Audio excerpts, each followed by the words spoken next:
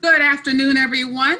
Welcome to Money Moves, access to multiple streams of income. And when you think about it, I would first like to say thank you to all of the students that are out there. I know you're watching. I know you have a lot of interest in this. I know you're taking notes, and I know you have plenty of questions to shoot us.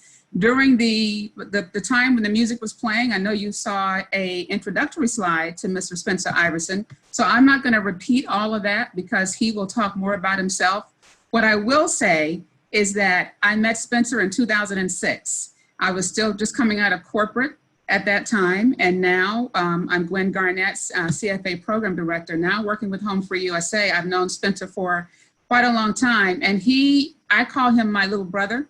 He is a very talented individual, spoken in front of thousands of people around the country. One thing you might see a little bit of during the presentation is that he has quite a comedic side to him as well. But more importantly, he is a powerful presenter, someone with a lot of knowledge, and someone with a heart and passion to help other people be successful. So with that, I would bring on Mr. Iverson for him to start his presentation, and then we will do Q&A at the end. So guys, put your questions in the chat, and thank you very much. Spencer, take it away. Awesome. Well, thank you so much. And you're right, this is affectionately my big sister, Gwen Garnett, who we have known for a number of years. And she has been with me through thick and thin. We've done a lot of great things together, and I'm just glad to know that she's doing well in the midst of everything that's going on. I also want to thank Milan and Marcia Griffin from HomeFree-USA and the Center for Financial Advancement. I've been affiliated now with this particular group and company for almost 2 years now, and I'm absolutely amazed and impressed by what they have put together as it relates to educating individuals, particularly students, about the benefits of home ownership, what they're doing even with adults as it relates to getting them prepared for home ownership. So thank you to them for inviting me to this platform. We're gonna have some fun on today, talking about multiple streams of income, talking about mindset is a part of my passion. And so I've got a presentation I'm gonna share with you, and I'm gonna walk through how today is going to go. And just to give you a little bit of a roadmap, I'm going to start off with some mindset, goal setting ideas and concepts for you. Then we're going to go over, multiple streams of income. We'll wrap up with a few more concepts. I'm going to give you some resources that you can kind of take away with you. And then we're going to leave some time at the end for questions and answers. That's always my favorite part of seminars and workshops that I do around the world, is getting a chance to answer your questions.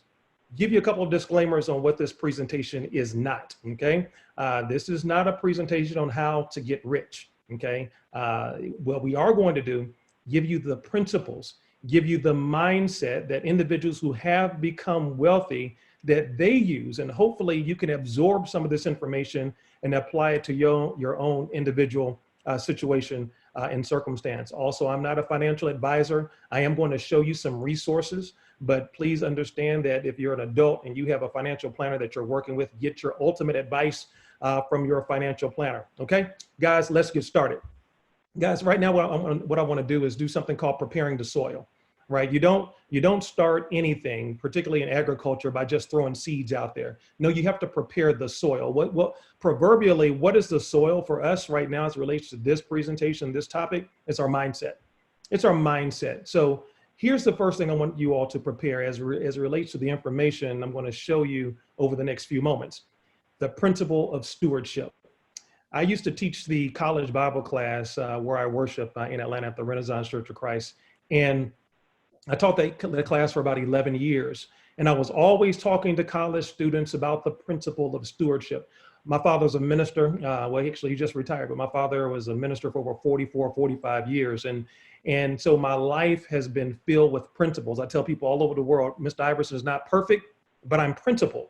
And one of the principles that has always stood out to me the most is the principle of stewardship. Let's define it. Stewardship means taking care of what you have been blessed to receive. It also can be defined as managing what you don't own. You see, I am always being very critical of what it is that I have and how well I'm taking care of it. Here's a part of the concept. I would tell college students, why are you asking for a home and God has blessed you with a dorm room or an apartment and you're not even taking care of that? Why in the world should you be blessed with a home? Why should you be blessed with a Mercedes Benz or a BMW when you're not taking care of your Honda. You see, you are a steward. We don't own these things. They actually belong to someone else. We have just been placed as a steward over those items. And it is my job to prove that I'm worthy of more. That's why I have a company called Worthy of Millions. It's not about becoming a millionaire. It's about living my life and applying certain principles so that ultimately when the right opportunity presents itself, I will become, and I have proven myself to be what? Worthy of millions. So understand that as you absorb this information on today, that whatever it is that you're blessed to take from this presentation and this seminar, look introspectively at your life and ask yourself, am I being a good steward of what I already have? Now, let's start with goal setting. As we go through the presentation, we can go over some great concepts. We can go over some great ideas. But if you do not have a game plan in place, if you have not set some goals for your life, both tactical and strategic, meaning short-term and long-term goals, guys, then you're just kind of jogging in place. Looks like you're moving, but you're not going anywhere. The first thing, as you set your goals, and some of you who've seen my live presentations know I've gone through this exercise before. You want to set SMART goals. The S stands for specific. The more specific you can be with your goal, the more likely you are to achieve it. I ask people, again, in settings and seminars around the world, what is it that you'd like to do with your life moving forward? What is the most significant thing that you could do with your life? Oh, Mr. Iverson, I want to be wealthy. Fantastic. That's great. Who doesn't? But how specifically have you defined that? So that's so general. Mr. Iverson, I want financial freedom. Okay, who doesn't? That's not specific enough. So you have to be adept at narrowing down your goals. Be specific. Your goals should be measurable, something that you can quantify. Mr. Iverson, I want to be great at what I do. Okay, what does that mean? Does that mean that you want to go to law school and actually get a law degree and graduate in 3 years, pass the bar exam, and see something that I can measure? Next, it has to be attainable. It has to be attainable. You see, a basketball in my hand is worth about $20. That same basketball in LeBron James's hand is worth about $40 million a season. Same basketball. So I can have a goal right now of making the LA Lakers basketball team. That's a great goal. Congratulations, Mr. Iverson, but it's not attainable, right? So what you cannot do, and I don't have time to go into it, but there's a conscious mind, but there's also the subconscious mind, and you cannot fool the subconscious mind. Here's the next one. Realistic. Is your goal even realistic? It goes back into the conscious versus the subconscious mind. I can't fool my subconscious mind, and therefore, in order for my goal to be attainable to begin with, in order for me to really truly set SMART goals, it also has to be realistic. Mr. Iverson, I want to be a billionaire by tomorrow. Stop. Who doesn't? But is that really realistic? Because if you set unrealistic goals, your subconscious mind will never gravitate towards it, which means it would never help you create the activity which is going to allow you to reach that goal. And then finally, your goal has to be time bound. We can't have these goals going on ad nauseum forever, indefinitely. You have to be very, very specific. These goals have to be measurable, attainable, realistic, and then they ultimately have to be time bound. So we talked a little about mindset, setting the soil, preparing our mindset. I'm going to be a good steward. I'm going to set great goals. Now, let's talk about the 8 income streams of millionaires. 8 income streams of millionaires. Now, let me tell you this. And as we go through this, you're not going to remember all of this. I know this is being recorded. Maybe you have your smartphone. Take pictures of the slides that are relevant and important to you as we go through. But I'm going to walk through the 8 different streams that millionaires have. Now, understand this. Not all millionaires use all 8 of these income streams. Okay, they don't have all. Most of them have only chosen, including the billionaires, choose 2 to 3, and then they narrowly focus on those and they maximize the benefits of them. Okay, but I want to hit some of these in short order, and then we'll wrap up and then ultimately take some of your questions. The first income stream of millionaires is earned income. Earned income. What is earned income? To me, that's the worst type of income. That's income from your job. That's when you're exchanging hours for pay. And there are only so many hours in the day. That's why a lot of people, unfortunately, have to work multiple jobs. I feel that multiple jobs are for multiple people. Again, we can go into another seminar and debate about that. But earned income, and in an earned income situation, is really the reason why I ultimately always wanted to be an entrepreneur. because I wanted control of my time. And I knew that I was more valuable working for myself than for anyone else. I wanted there to be more of a direct correlation between the amount of effort, energy, and time I put into what I was doing to what I got paid versus just hopefully crossing my fingers and man, and I make $15 an hour. So if I work 10 hours this week, I'm gonna make $150. That is, ooh. Now, let me say this, guys, being an entrepreneur is not for everyone. I am not knocking it. Some people need the structure of a 9-to-5 job, and that is perfectly okay. There are a lot of people who work a 9-to-5 job who have an entrepreneurship mindset, right? There are some people who work a 9-to-5 job and they work on their $billion idea and entrepreneurship dream on the side with their extra time.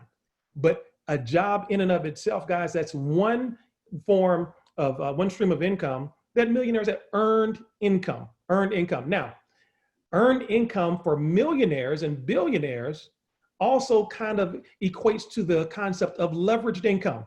So that while the millionaire or the billionaire, I'm gonna come back to that billionaire thing because my vocabulary has to change in light of what we're working on right now. But millionaires typically don't have jobs, they own jobs, and therefore what they do is they learn how to leverage. J. Paul Getty said it best, I'd much rather have 1% of 100 men's efforts than 100% of my own. What does that mean? That means that these business owners, these millionaires, the people who have reached true financial security, they've created jobs. And while it is not their earned income, they're making money off of the hundreds, if not thousands of individuals that they employ. I told my son, who just recently graduated from Georgetown, I said, son, you're not going to Georgetown over the next 4 years to get good grades and position yourself for a job. No. You're going to Georgetown to meet great people and to select individuals who will be great to work for your company. Completely different mindset. Completely different mindset. Same degree, completely different mindset about why and how Brandon should look at the Georgetown University. The next income stream, profit income. Profit income.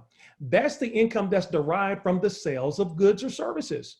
So again, we're getting right back into the concept of entrepreneurship. If you have something that you make, if you have something that you're good at, maybe you're a consultant, well, then that is called profit income. That's the income derived above and beyond what your expenses are. Now, let me say this. In order to be a good steward of your money, in order to become a successful entrepreneur, you must inspect what you expect. You must inspect what you expect. If you expect to be wealthy, you must inspect all of the details of your business. Oprah Winfrey still signs and authorizes every single check that goes out of her household, even as a multi-billionaire. You know why? She places a high emphasis on inspecting what she expects. She expects to remain a billionaire. Therefore, she must know where every dime is going. A lot of times you've heard, I was a sports attorney for the better part of 10 years, and you would hear the horrible stories of athletes who had started out as making millions and millions of dollars, and now they're broke. You know why? They did not take the time to inspect what they expected. They just expected to stay rich, but they weren't inspecting where their money went. Profit income, the income that's derived from the sales of goods or services. The next one is interest income. Interest income. Millionaires earn interest income. The most simple example I can give you is money that you put into a bank and it's in a savings account and it earns what? It earns very little interest, but it earns interest, right? That's interest income.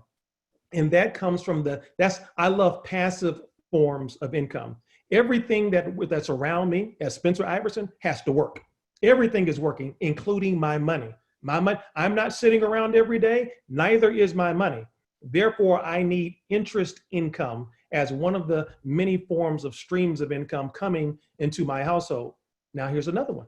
Dividend income. Dividend income. Dividend income is derived typically from the ownership of stock. The ownership of stock. And there are some great companies that you should look at right now. A lot of companies are undervalued because of what's happening with the coronavirus. And it's a great time to buy. Understand this, guys. Look, there's a major wealth transfer happening right now.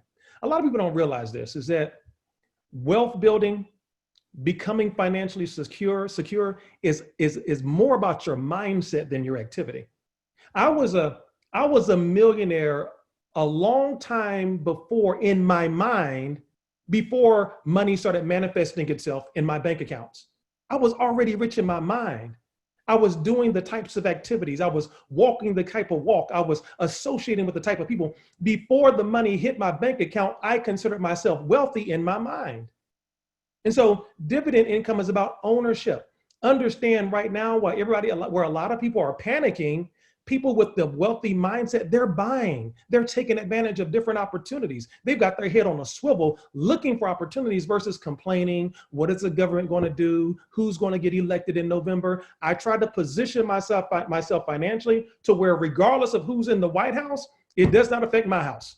That's my responsibility. That's my duty. So dividend income is derived typically from the ownership of stocks, and then some stocks pay frequent dividends. Fractional shares of fractional money that goes out sometimes on a yearly basis, on a quarterly basis, whenever they declare their dividends and pays it out to their shareholders. That's another stream of income. Okay, here's a good one. Here's a good one that is extremely relevant to HomeFree-USA. Rental income. Guys, listen, you've heard the cliche, God ain't making no more land. That's why real estate is such a valuable asset to own. And I am amazed, I'm excited about so many young people, so many college students who, thanks to HomeFree-USA and the Center for Financial Advancement, are thinking about home ownership. You're thinking about right now at an early age. The last thing on my mind as a college student at Georgia Tech, as a law student at Mercer University, the last thing on my mind was owning a home. I was I was being owned by Sally Mae and Freddie Mac. I was, good Lord. Wow, they owned everything. I had so many student loans. Goodness gracious, it was crazy. And so I wasn't thinking about home ownership. I was just trying to get out. That's all I was trying to do. But rental income, guys, building your portfolio, beginning now and thinking about, wow, if I have $1,800 to $2,000 a month that I can spend on rent, that same $1,800 to $2,000 could be actually spent on a mortgage and going more towards home ownership. And then as you continue to grow in your career and in your in terms of being financially savvy, then what happens is you're able to start acquiring property. And understand this: you don't have to go and buy a $200,000, $300,000, $400,000 home to get into the rental income game. Guys, listen. I have a younger brother. His name is Ivan. Ivan showed me 2 years ago how I could buy property with no money down and also turn around and sell that home for a commission or a profit of anywhere between $15,000, $20,000, $30,000, $50,000 a pop with no money out of my pocket. Right? We were finding distressed properties and then finding buyers to buy those distressed properties. Those buyers would then take that money and take that home, and then they would build it up. They'd invest in the home and then turn around and sell it for a profit, and everybody wins. Excuse me. And I made tens of thousands of dollars doing that, right? So guys, building a portfolio of homes where you can derive rental income, we call it mailbox money, where every month your tenants will come and put checks in the mail and come to, guys, it's a phenomenal way. And every single millionaire and billionaire around the world, they have significant real estate portfolios. So the fact that you are developing the mindset right now to not be renters, but to be homeowners and to think about deriving and developing some rental income, fantastic. Here's another one of my favorites, capital gains income. Capital gains income. Similar in nature a little bit to dividend income from the perspective that they both have to do with the ownership of stocks, typically, okay? But capital gains incomes happens this way. Let's say I invest in a company, let's say Coca-Cola. Let's say Coca-Cola is trading at $60 a share. And then there's a new announcement about this new, Coke that's coming out. Well, that's a bad example because they tried that and it failed miserably, but let's go with the example. A new Coke is coming out and it's a big hit. And the share value goes from $60 a share to $100 a share. So now you bought at 60, it's worth 100. So you've profited, your valuation has grown by $40 a share, $40 a share. If you were to sell that one share of stock and earn $40, that's called capital gains income. That's income that you may have. That's why a lot of people would say, hey, I'm a millionaire on paper. What that means is their portfolio has a value of over $1 million, but they have not actually sold it. And a lot of times they don't sell because there's a pretty steep capital gains tax that is added once you sell shares of stock for a profit. But that is a significant form of income where through your stock ownership, as it appreciates in value, once you sell it, you will earn capital gains income. Oh, here's another one that you millennials can understand. Royalty income. Royalty income is another one of the 8 streams of income of millionaires. Royalty income. That is when you get paid for a gift that you might have or something you may have invented that has become proprietary to another company and used over and over and over again. Rappers, hip hop artists earn royalty income. They record an album, they record a single, and they earn royalties every time there's a spin, every time there's a download on Spotify or Apple Music. They earn royalty income. That's that passive income that I absolutely love. I've written 2 books. In my first book, I wrote this chapter called "Slave for a Day," and it explains how growing up in South Georgia, I worked in the tobacco fields for 1 full day. It felt like a whole lifetime, but it was 1 day, right, in that hot sun picking tobacco.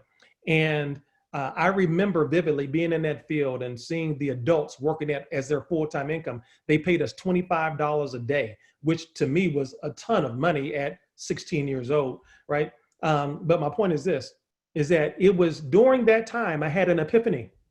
I rose up from the tobacco fields and I looked at the sky in that 100-degree heat and 90% humidity and said, Spencer Iverson is not meant for manual. I'm not built for manual labor. I need to work with my mind. That was some hard labor, guys. And I began to develop in my mind, Spencer, you got to do something where you can work smart and not necessarily hard. And I have tried to live my life through that principle, trying to find ways to earn passive income, guys, and royalty income is an example of that.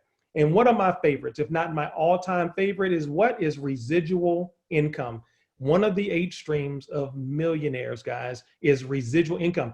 That's when you do something one time and get paid forever. You do something one time and get paid forever. I'm going to ask you this question. Who is the wealthiest recording artist right now? Which recording artist earned the most money in 2019? And I want you to put your answers in the chat box. Which recording artist earned the most money last year, 2019? What recording artist earned the most money in 2019? Put it in your chat box. Okay, Drake. Okay, all right. Okay, I see. Let's see. Okay, good. Well, let me give you a clue. Let me give you a hint. The Baby, no. Lil Baby, no. All right. Nas X, nah. Let me give you a clue. Michael Jackson. Michael Jackson was the #1 money earner amongst artists in 2019, and he is dead, right? He's dead. Why is that? Why? Because the albums and the songs that Michael Jordan recorded during the course of his lifetime continue to pay his estate millions and millions and millions of dollars. That is called residual income. These are the 8 income streams that millionaires have used during the courses of their careers to build their portfolios, to manage their wealth, and to live the lifestyle of their dreams. Again, you don't have to take advantage of all of them. You don't have to participate in all of them. Find 2 or 3 that fits with your goals, your game plan, your strategies, and then maximize your efforts in those particular areas. Now, I also talk about a home-based business. That has been a significant part of my wealth building strategy for years. Why? Because I can help the average person earn above average income. Why? Because the barrier to entry is oftentimes very low. The people in my life that I know typically can't afford to buy into, let's say, my hedge fund, right? My partners and I, several months ago, we began to found a hedge fund. We pivoted, but we began to, and that's a $1 billion enterprise, right? Multi-billion dollar endeavor and undertaking. Most people that I know can't get in that game. But a home-based business to me has always been the great equalizer. Whether you're from Yale or jail, you have the opportunity to create a lifestyle of your dreams by creating and earning residual income. And here we are during the coronavirus, during this worldwide pandemic, and I'm looking at people simply complaining about their plight. And I put a post on this, and I said, listen, a few things probably should happen right about now. And this was at the outset of the coronavirus when we were all under some sort of shelter or stay-at-home order. If during this coronavirus, if during this additional time that we have been forcefully given, you do not learn a new trade, a new skill, pick up a new hobby, learn additional ways to increase and expand your income, your issue was never time, your issue was discipline. Ooh. Your issue was never time, your issue was discipline. Because of this virus, we have been forced to spend more time at home. We've been forced to have more time than we ordinarily would have. The question is, are you also a good steward of your time? Or are we sitting around complaining about the White House, complaining about vaccines, or are you being creative to change the landscape of your financial future? So why a home-based business? Take a wild guess. Here's my number one reason why I encourage everyone to get involved in a home-based business, and it is because of the tax savings. Guys, in building your wealth, in building your strategy, understand this. It is not about how much money you make, it's about how much money you keep. And see, some pro athletes that I've represented, they had to learn that the hard way. They get these $1 million signing bonuses and 37 to 39% right off the top goes to the government. Oh, that's why every single athlete that I represented over the course of my 10-year career, I always insisted that they had a home-based business in their portfolio. Why? Because of the tax advantages they are able to take advantage of. Matter of fact, this book here, Windfall Savings. I actually have this book. I keep this in my office by Dr. Ron Muller. I paid Dr. Muller a lot of money to come and do a presentation for one of the companies that I owned for the entire company. I had him in front of about 2,000 people. I flew him in to do an entire seminar. Why? Because there's over 500 tax deductions that are available just by having a home-based business. One of the areas that I've recently pivoted into during the course of the coronavirus is Forex and learning how to trade Forex. Why is this income? And it's an international market. It's traded almost 24 hours a day, 5 days a week.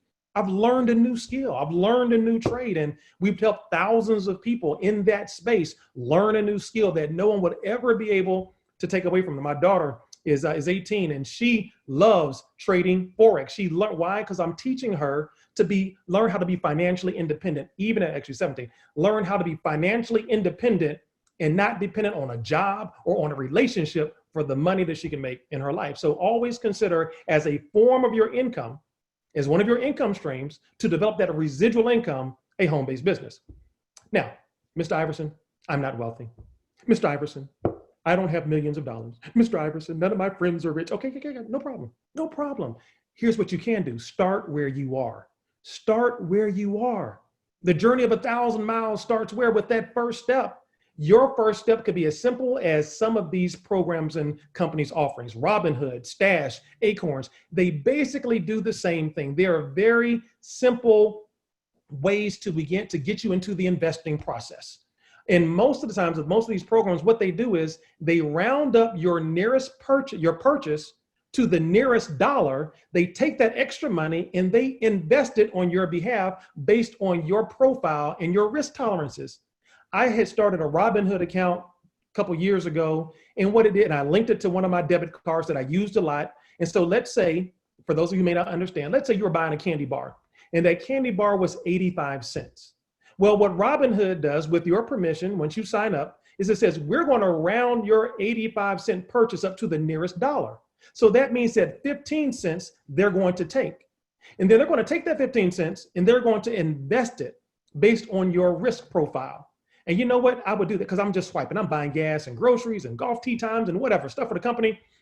And I looked back after a couple of years, I had forgotten about it. It's called micro investing. I had forgotten about it. I had almost $4,000 in my Robinhood account from just pennies, nickels, and dimes. Pennies, nickels, and dimes. Pennies, nickels, and dimes. Raise your hand if you could use an extra $3,000 to $4,000 right about now, right? So guys, it's really simple. You don't have to start with having $10,000. You have to start with buying a subdivision and trying to earn rental. You can start right where you are. Sign up, guys. I get paid nothing from these individuals. I don't have endorsement deals with them.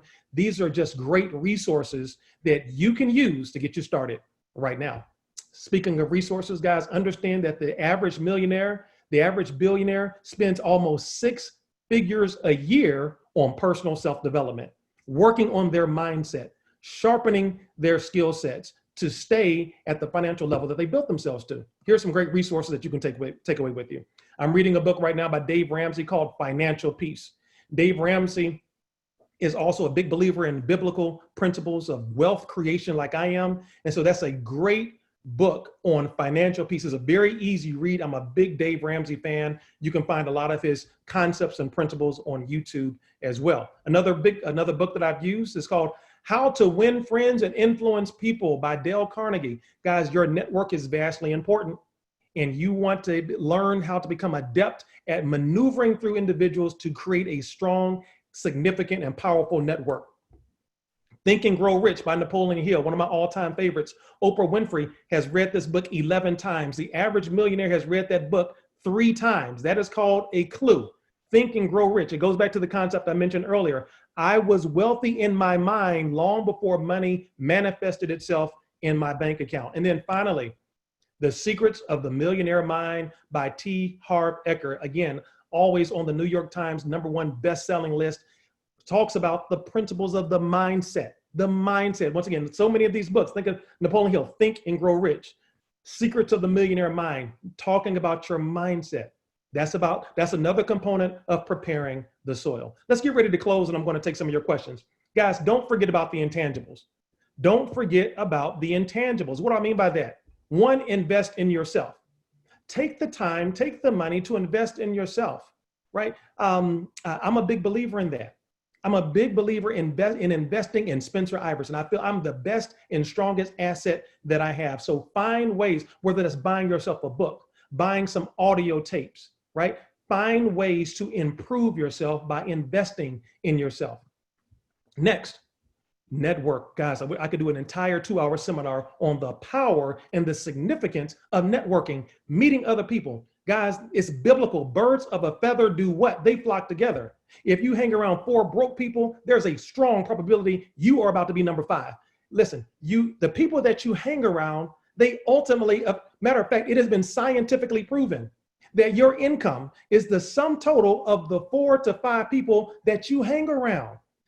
I have been a witness to this. My life has benefited from my network. I tell people all the time, to get in my circle is very, very hard. It's very hard because I'm very disciplined as to who I allow in my circle. I don't allow just anybody in Spencer Iverson's circle. If you're not positive, if you're not heading in the same direction I am from a mental standpoint, from an enthusiasm standpoint, you can't be a part of my circle. Some of us just let anybody in our circle.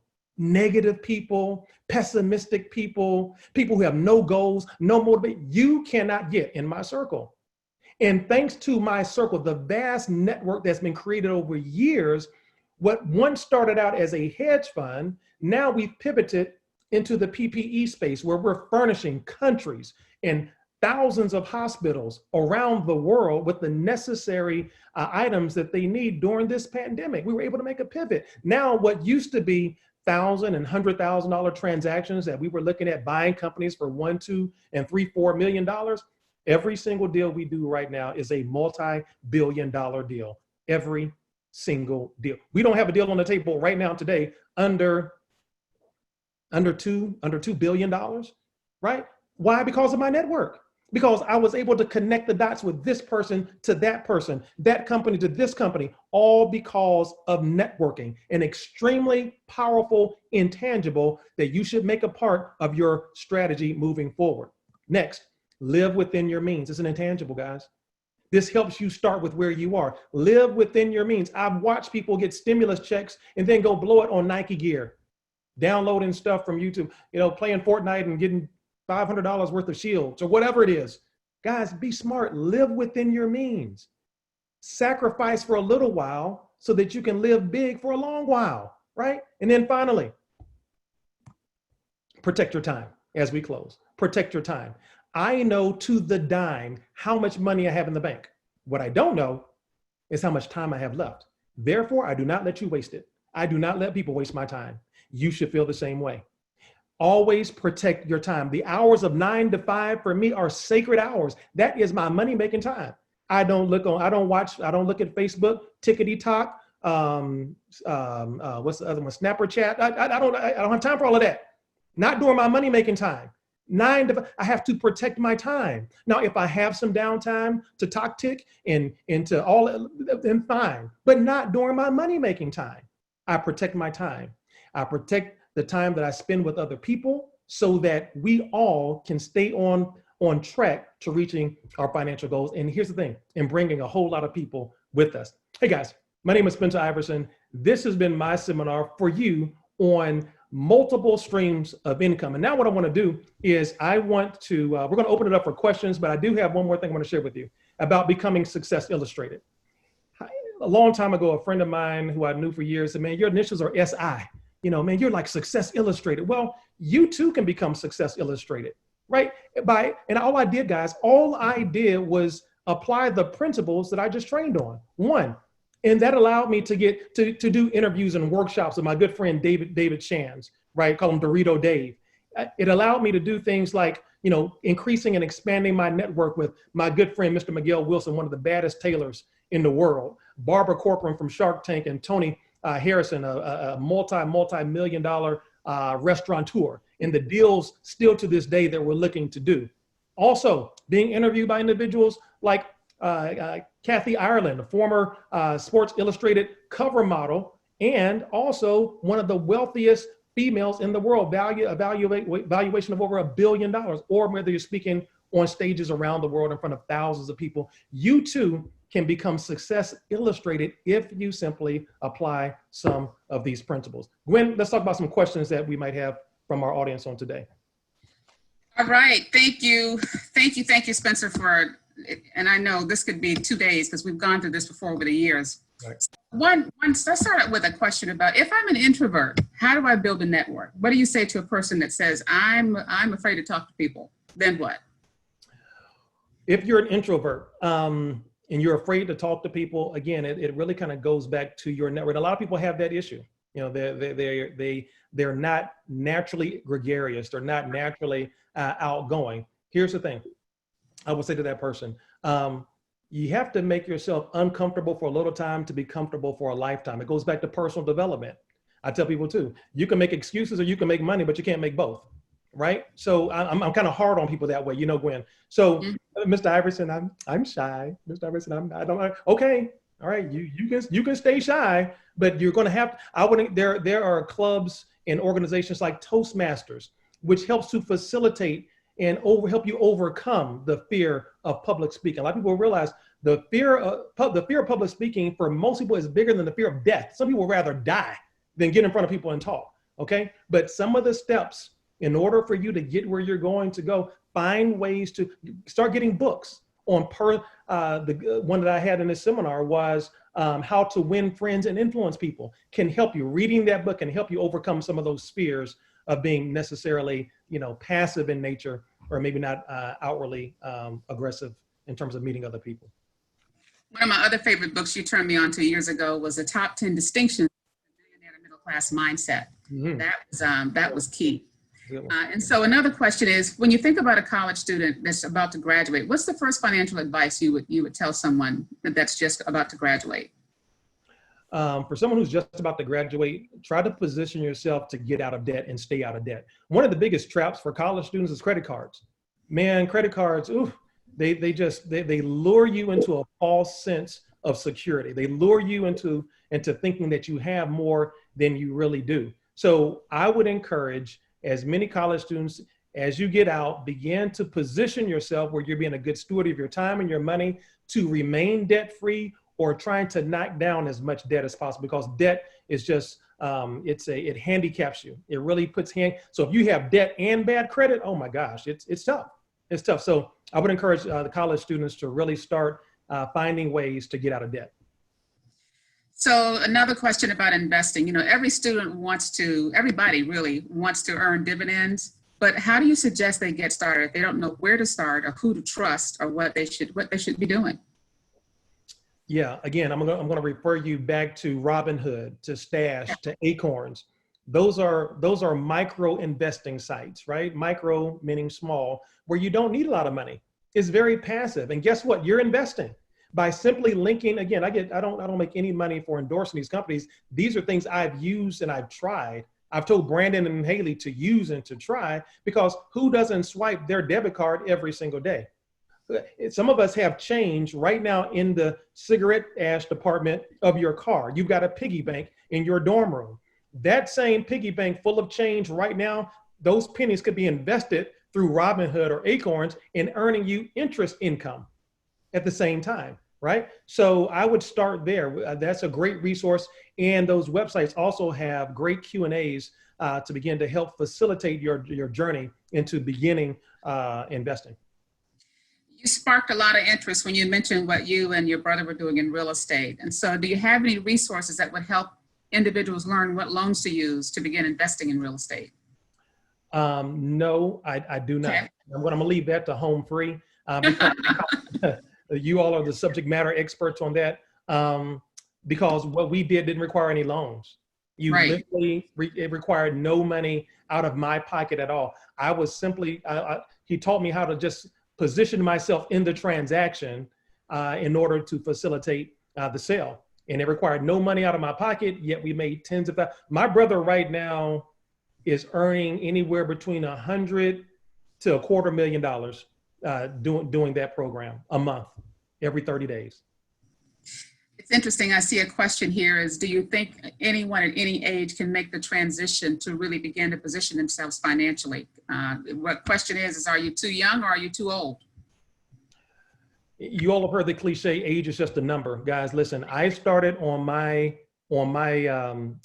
journey towards building wealth, building multiple streams of income at an early age. I just felt there was something different about me. And then I instilled those same concepts in my son. He is the best example I can give you, because as we talked as we got ready in our pre-production meeting, that Brandon has been the CEO and run his own business. He was 9 years old. He's been on Steve Harvey. He's been on 2020. He's spoken on stages with Les Brown and the owner of Redbox and all kinds of great stuff. And he started at an early age by watching his dad as a CEO, as an entrepreneur, and emulating those ideas. And so now he just got hired by Prudential Wealth Advisors. He has a game plan to manage wealth. Him and his partner are doing the same thing. And in 2 to 3 years, they're going to come together and start their own wealth management firm. So the short answer to your question is yes. There is no age. You're never too young. And I think that's what I love most about millennials. I was doing a presentation for another group, and I did a lot of extensive research on the mindset of millennials. And millennials today don't want to be tied down to a job. Millennials today don't want one stream of income. Millennials today don't want the old paradigm of working for 40 years for one company only to retire off of 40% of what you could live off of to begin with. They don't want that. They want something different. So the sooner you can begin to embrace these concepts and apply these concepts to your life, regardless of your age, you too can be succceused. Yeah. What type of home-based business would you recommend? Because there are so many types of home-based businesses.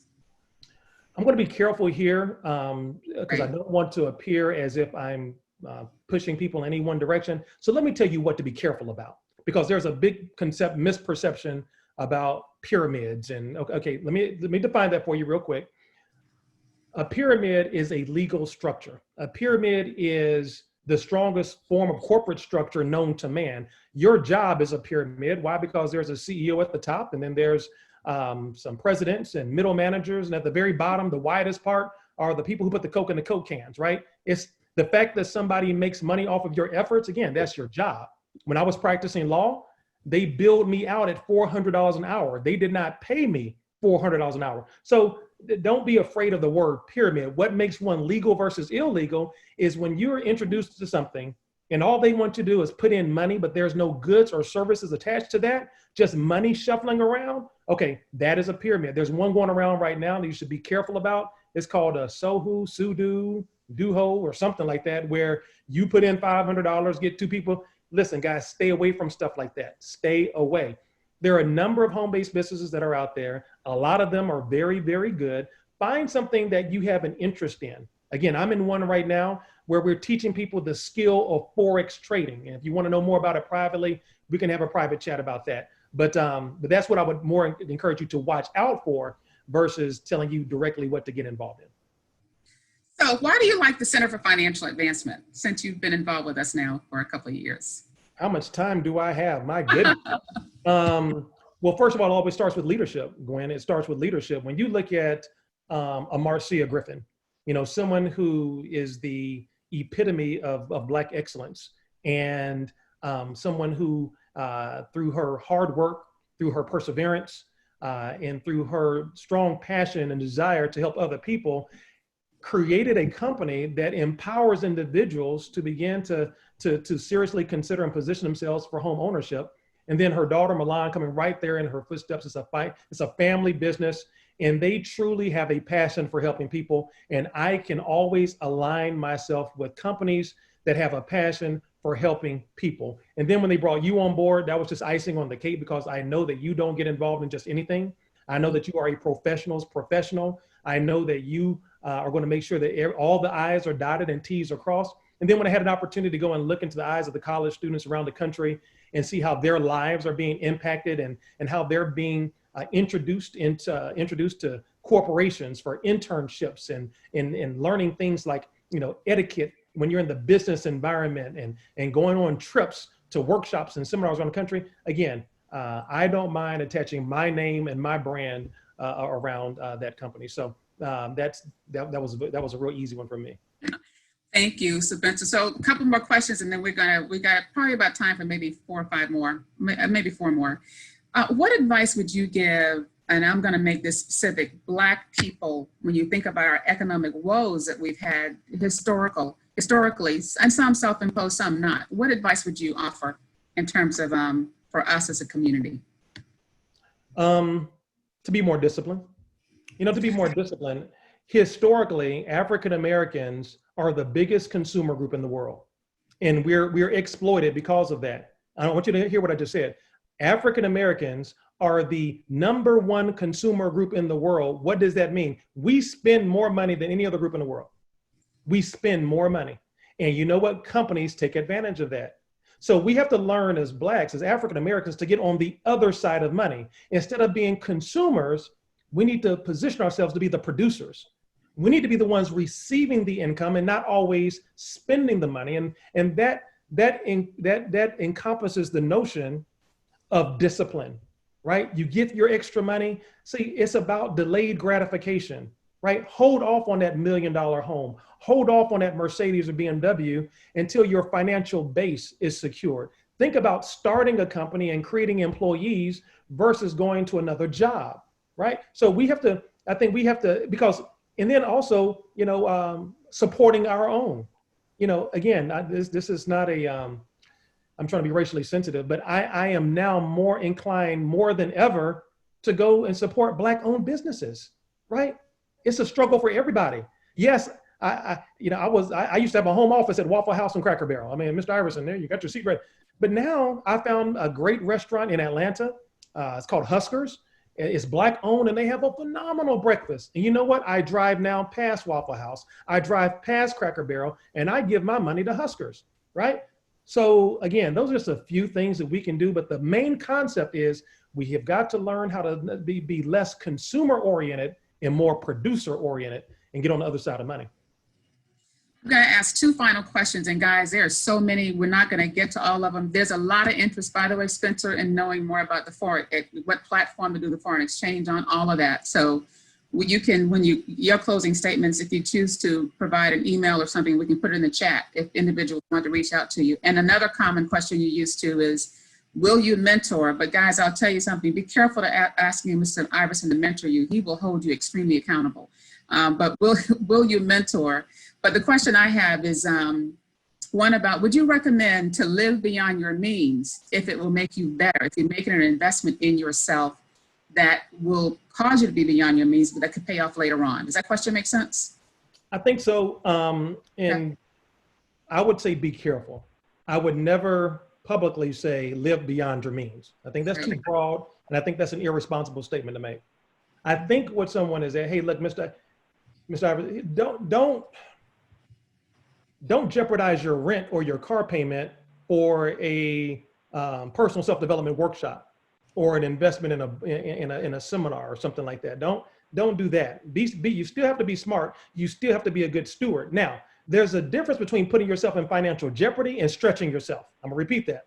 There's a difference between putting yourself in financial jeopardy and stretching yourself. It might be tight for you, but you haven't neglected your rent, right? So if it's still, guys, I'd be here forever telling you about the times in my life when it was tight, when it was tough, but I knew what I needed to do. For example, I'm gonna give you a real quick example. When I was in law school, and I'm not encouraging anybody to do this, and Sally Mae, turn your ears off. When I got my student loans and I was in law school, I took a portion of my student loans and I got tailored suits from Miguel Wilson. These were $1,000 suits back in 1994 to 97. Why did I do that? Well, I knew I ultimately was gonna have to pay the money back through my student loans, but I was already representing professional athletes when I was in law school, right? So I couldn't go out there looking any kind of way. I had to look just like the competition. I had to at least look like I can do a multi-million-dollar contract, right? So I invested in myself, but it didn't jeopardize my rent. I just had to stretch myself. Now I would recommend that. I'm just giving you a real example of something I did, because I kind of understand, where you're going with that. Okay, and then in terms of company that are what the name is of the type of business where you and Ivan were investing in real estate, is there something you would point people toward, or how do they research what you were doing? Because that's coming up a lot. Yeah, I wouldn't say there's a company, but the practice is called wholesaling. Ivan showed me the concept of wholesaling properties. And guys, there are a million websites and podcasts out there on wholesaling properties. And it is real, it is legal, it is legitimate. A lot of real estate professionals, I had a friend of mine who went to real estate school, and I was telling her about wholesaling, and she went to go ask her instructor, and he listened, no, we're going to tell you about, getting your real estate license and being a realtor. They don't want you to know about this, but guys, there are a lot of realtors who are on the wrong side of that program and learned how to wholesale and got into, significantly larger commissions without any risk of their own money. Now, again, guys, if you want to be a real estate agent and there's nothing wrong with it. I'm not knocking realtors or going through the real estate program. I'm not knocking that at all. It's just another avenue that you can take advantage of to get into the real estate investing space, but it's called the concept of wholesaling. I'm going to switch back to a question around mindset. So you talked earlier about mindset. So if you summed it up in 2 or 3 things, what's an entrepreneurial mindset? You have to become comfortable with a certain element of risk. One, you have to become comfortable with a certain amount of risk. As an entrepreneur, we don't get a guaranteed check every 2 weeks, whether we work hard or work a little bit. You eat what you kill as an entrepreneur. Number 2, you have to have an insatiable work ethic. You have to have a high motor. Again, you have to always be in motion, keeping your head on a swivel for opportunities. Number 3, you have to be highly disciplined. I've had a lot of people who worked a 9 to 5 for years. They wanted to jump into entrepreneurship, and they'd get up at 10 or 11 o'clock. They'd kind of lazy around and work sometimes, and they found it very difficult because they weren't disciplined. Entrepreneurs are extremely, extremely disciplined. So those are the 3 things that I would say in terms of an entrepreneurship mindset that I would really consider. Do I have these attributes? Do I have these skills? And again, if you have to work a job, that's okay. That is okay. I'm not here bashing jobs or working in corporate America. I'm not. What I am saying, for those of you who are the millennials and you haven't locked into a 9 to 5 or made a commitment to a company, I would strongly encourage you to become creative. You're at an age where you can still recover from your mistakes. So time is on your side. And so I would encourage you to read up on entrepreneurship, find something that you're passionate about, find something that you're gifted at, and pursue it with the passion. Stay in contact with individuals who can help you, like Marcia and Milan Griffin, like Gwen Garnett and others. And whatever role that we can play as speakers and individuals who support HomeFree-USA, we'd love to do that. One last question, guys.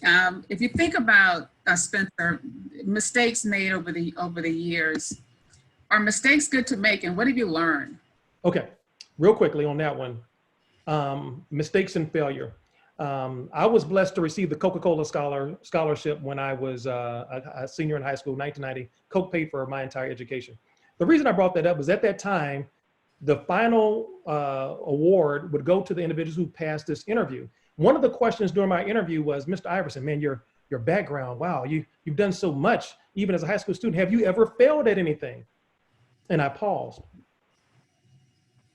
And I said, no. And oh, Mr. Iverson, you've never failed. And I came back and I said, I've never failed because, and I say that, sir, because respectively, because I set a goal, and if I don't reach that goal, what I do is I learn from it and I try to do better next time. And I don't consider that a failure as much as I do an opportunity to learn and get better. Oh, Mr. Iverson, such a great answer. So, and I got the scholarship. Here's my point. So yes, guys, failure is a necessary part of life. Think and Grow Rich. Robert Kiyosaki, he says that in order to become a success, you must necessarily fail 7 out of 10 times. As a matter of fact, if you strike out 7 out of 10 times as a baseball player over the course of your career, you're in the Hall of Fame. Think about what I just said. If you strike out 7 out of 10 times that you go to the baseball plate, during the course of your baseball career, you're in the Hall of Fame. What does that mean? You had a batting average of over 300 and you struck out the majority of times. It's okay to make mistakes. It's okay to even quote unquote fail as long as you learn from them. Now, if you don't learn from them, you have truly failed. So Rich Dad Poor Dad is the book with Kiyosaki, and then Napoleon Hill, Think and Grow Rich. But so I know you guys are asking about books. And then one of the things I want to thank Mr. Iverson for his time today, and it's strange calling you Mr. Iverson, Spencer, but thanks Spencer for his time today. And guys, there is so much. I've had the pleasure, and I met Spencer in 2006 as I was leaving corporate and got involved in home-based business. And it's been a wonderful business partnership, but also just I've gained a family member. And you will see him again as part of what we're doing with our core curriculum with Center for Financial Advancement. And I want to say as we wrap up next week, Milan, if you want to come back on and do the closeout next week on the 28th, we will have a session about powerful habits of successful people. And you've heard some of those habits today. But that session is going to be with Jackie Welch, who's head of HR for Freddie Mac, one of our funding partners for the program, and Stedman Graham. A lot of you guys may know that name more so because of his relationship with Oprah. No, Oprah's not part of this session, but Stedman is a phenomenal consultant who does a lot of work about leadership. So that will be our session next on the 28th, and that session's at 12. Go ahead and pre-register, and we look forward to you being on that. And Milan, I'm going to turn it back over to you. Thank you very much again, Spencer. You're welcome. Thank you, guys. Milan? We can't hear you, Milan, if you're talking. I see the slide is up. All right, sorry, the main point. So everyone, thank you so much for joining us today. Just quickly as we close out, do know your time is now. Spencer gave some really marvelous and fantastic advice on ways to grow your money and multiply your money through multiple streams of income. At HomeFree-USA, we do work with first-time home buyers and homeowners to help you all to move up the financial ladder through sustainable home ownership. So if anybody's on the line and you're looking to just get your money together, the basics of your credit, savings, and get on track financially, if you're looking to buy a home, seeking down payment assistance, or if you're a homeowner and looking to make moves related to your mortgage, HomeFree-USA is here to help. Please go ahead and give us a call, 855-493-4002. Our email address is up as well. Go ahead and contact us. Spencer has been so kind to share his information. So if you have specific questions for him, go ahead and reach out. If you are looking to make the next step towards home ownership, or just to get your finances and your credit in line, or to make moves related to your mortgage, HomeFree-USA is here as your trusted homeownership advisor. Thank you so very much for your time. Our contact information is on the screen. Have a great day, and it's time to move forward and do more with our money. Thank you for joining us.